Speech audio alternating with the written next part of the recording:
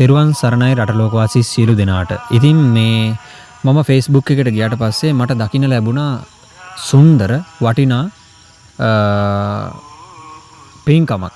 ඒ තමයි ඒ පින්කම දැකීමෙනුත් මට ඇත්තටම හිතට පුදුමාකාර සතුටක් ඇති වුණා. ඇත්තෙන්ම මේ මහා පින්කම කරලා තියෙන්නේ මා දැනුවත් වූ පරිදි දිනේෂ් මුතුගල නම් වූ ගුරුතුමා ඇතුළු පිරිසක් විසින් තමයි. ඉතින් කවුරුත් දන්නවා දිනේෂ් මුතුගල කියන ගුරුතුමා කියන්නේ රටේ ශ්‍රී ලංකාවේ ජනප්‍රිය ගුරුවරයෙක්. ඉතින්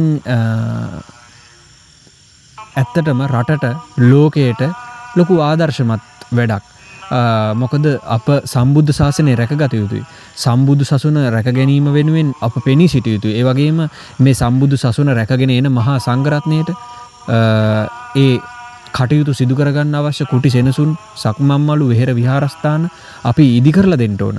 ඉතින් ලෝකෙටම ආදර්ශයක් මෙන්ම මහා පුණ්‍ය කර්මයක්. ඉතින් ආරාම පූජාවක් විදිහට තමයි දැක ගන්න ලැබුණේ. ඉතින් Facebook ගිණුමේ මෙන්න මේ විදිහට තමයි මා දැකපු එක් සටහනක් දැක ගන්න මට හැකි වුණේ. නමෝ බුද්ධාය. පොතුහැර ඇල්ගම මහමෙවුනාව භාවනා අසපුවේ සඳහම් පුස්තකාලය සහිත ගුරු කුටිය සහ කුටි සෙනසුනක් සමග අලංකාර සක්මන් මළුව සහිත උද්‍යාන සමගින් මම්පෙත් සහිත මෙම මනරම් සේනාසන පූජාව කියලා. පින්වත් ඔබ සියලු දෙනා දැක බලා අනුමෝදන් වෙත්වා. සසර දුකින් නිදහස් වෙන්න මේ පින් හේතුපකාර වේවා. ඉතින් මේ විදිහේ පුණ්‍යවන්ත සටහනක්ද දැක ගන්න ලැබුණා.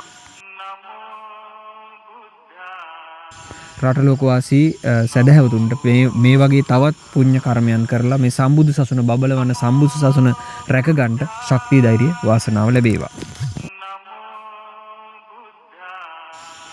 දිනේෂ් මුතුගල මහත්මයාටත් මේ සියලු පින්වත් පිරිසටත් මේ පින්කම හා සම්බන්ධ වූ සියලුම දෙනාට ඒ උතුම් පුණ්‍ය කර්මයේ ආනුභාවයෙන් සසර දුකින් අත මිදෙන්න වාසනාව ලැබේවා යයි මමද සතුටින් ප්‍රාර්ථනා කරමි.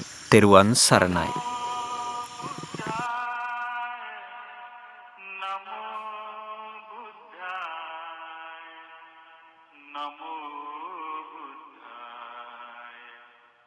Namo